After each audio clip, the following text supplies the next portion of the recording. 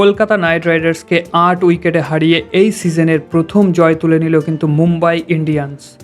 তো টাটা আইপিএলের ১২ নম্বর ম্যাচ ছিল কাল, মুখোমুখি হয়েছিল কলকাতা নাইট রাইডার্স এবং মুম্বাই ইন্ডিয়ান্স। সেখানে কিন্তু কেকেআরকে মাত্র ১১৬ রানে অল আউট করে দিয়েছিল মুম্বাই ইন্ডিয়ান্স এবং তাদের বিরুদ্ধে অসাধারণ জয় কিন্তু তুলে নিল মুম্বাই ইন্ডিয়ান্স। তো আজ এই ভিডিওর মধ্যে দিয়ে আমরা কালকের ম্যাচের কিন্তু সমস্ত কিছু আলোচনা করব। তো ভিডিওটা অবশ্যই শেষ পর্যন্ত দেখতে থাকো। ভিডিওটা ভালো লাগলে অবশ্যই একটা লাইক, কমেন্ট আর শেয়ার করে দিও। আর চ্যানেলে নতুন হয়ে থাকলে অবশ্যই চ্যানেলটাকে সাবস্ক্রাইব করে রাখো। তো চলো ভিডিওটা শুরু করা যাক। তো কাল টাটা আইপিএলের ম্যাচ নাম্বার 12 মুখোমুখি হয়েছিল কলকাতা নাইট রাইডার্স এবং মুম্বাই ইন্ডিয়ান্স। তো Kolkata night Riders Mumbai Indians কিন্তু প্রথমে টসে জিতে কলকাতা নাইট রাইডার্সকে ব্যাট করার আহ্বান জানায় এবং প্রথমে ব্যাট করে কলকাতা নাইট রাইডার্সকে কিন্তু তারা মাত্র ১১৬ রানে অল আউট করে দেয় মাত্র ১৬ ওভার ২ বলে। অসাধারণ বোলিং পারফরমেন্স মুম্বাই ইন্ডিয়ান্সের বোলারদের কাছ থেকে। তো বিশেষ করে যেটা বলা সেটা হচ্ছে কাল এক ডেবিউ ম্যাচ ছিল কিন্তু অশ্বিনী কুমার তার আইপিএলের প্রথম ম্যাচেই কিন্তু কামাল করে দিয়েছেন, তুলে নিয়েছেন চারটি মহামূল্যবান উইকেট। তো ডেবিউ ম্যাচে চারটি উইকেট দিয়ে একটা রেকর্ড করলেন কিন্তু অশ্বিনী কুমার যিনি কিন্তু ৪টি বড় বড় ব্যাটসম্যানের উইকেট নিয়েছিলেন। প্রথমে আজিঙ্কা রাহানে, তারপর রিঙ্কু সিং, মনীষ পান্ডে এবং আন্দ্রে রাসেলের মতো বড় বড় ৪টি উইকেট কিন্তু তিনি তুলে নিয়েছেন তার ডেবিউ ম্যাচে। তো একজন যুব ভারতীয় বোলারের কাছ থেকে এরকম বোলিং পারফরমেন্স সত্যি দেখার মতো ছিল, আর যার জন্য কলকাতা নাইট রাইডার্সকে কিন্তু মাত্র ১১৬ রানে তারা অল আউট করে দেয় মাত্র ১৬ ওভার ২ বলে।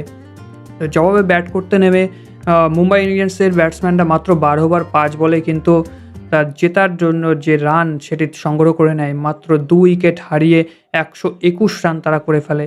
তো অসাধারণ বোলিং পারফরমেন্সের পাশাপাশি কিন্তু মুম্বাই ইন্ডিয়ান্সের একটি অসাধারণ ব্যাটিং পারফরমেন্সও আমরা দেখলাম। তো মুম্বাই ইন্ডিয়ান্স যারা প্রথমে পরপর দুটি ম্যাচ কিন্তু হেরেছিল। প্রথমটি হেরেছিল তারা চেন্নাই সুপার কিংসের কাছে এবং পরেরটি গুজরাট টাইটান্সের কাছে। তো পরপর দুটি ম্যাচ হারার পরে কেকেআরের বিরুদ্ধে একটি অসাধারণ কিন্তু কামব্যাক। আর মুম্বাই ইন্ডিয়ান্সে যদি এই জেতা একবার শুরু করে, জেতার মোমেন্টাম যদি পেয়ে যায়, তাহলে তাদেরকে কিন্তু থামানো খুবই মুশকিল। আমরা সবাই জানি মুম্বাই ইন্ডিয়ান্সের কেমন প্রতিবারই আমরা দেখি প্রথম ২-১টা ম্যাচ তারা হারলেও পরে যেভাবে তারা কামব্যাক করে তাদেরকে হারানো কিন্তু খুবই মুশকিল হয়ে যায় যে কোনো টিমের জন্যে। তো কালকের ম্যাচে রিকেলটন কিন্তু মাত্র ৪১ বলে ৬২ রানের একটি বিধ্বংসী ইনিংস খেলেন। আর তার সাথে রোহিত শর্মার ব্যাট থেকে কিন্তু রান আসেনি, মাত্র ১২ বলে তিনি ১৩ রান করেছিলেন, আউট হয়ে যান। তাছাড়া উইল জ্যাক্স যিনি ১৭ বলে ১৬ রান করেন। অন্যদিকে সূর্যকুমার যাদবও কিন্তু প্রথম দুটি ম্যাচে ভালো পারফরমেন্স না করলেও কাল কিন্তু মাত্র ৯ বলে ২৭ রান তিনি করেছেন। তো বোলিং পারফরমেন্সের পাশাপাশি মুম্বাই ইন্ডিয়ান্সের ব্যাটসম্যানদের কাছ থেকেও কিন্তু অসাধারণ ব্যাটিং পারফরমেন্স দেখেছি আমরা কালকে। তো সব মিলিয়ে কিন্তু মুম্বাই ইন্ডিয়ান্সকে আরও খতরনাক টিম বলে মনে হচ্ছে এখন। আর অন্যদিকে কলকাতা নাইট রাইডার্সের কথা যদি বলি, কলকাতা নাইট রাইডার্সের কাছে কিন্তু লম্বা ব্যাটিং লাইন থাকা সত্ত্বেও কালকে খুবই খারাপ পারফরমেন্স আমি বলবো।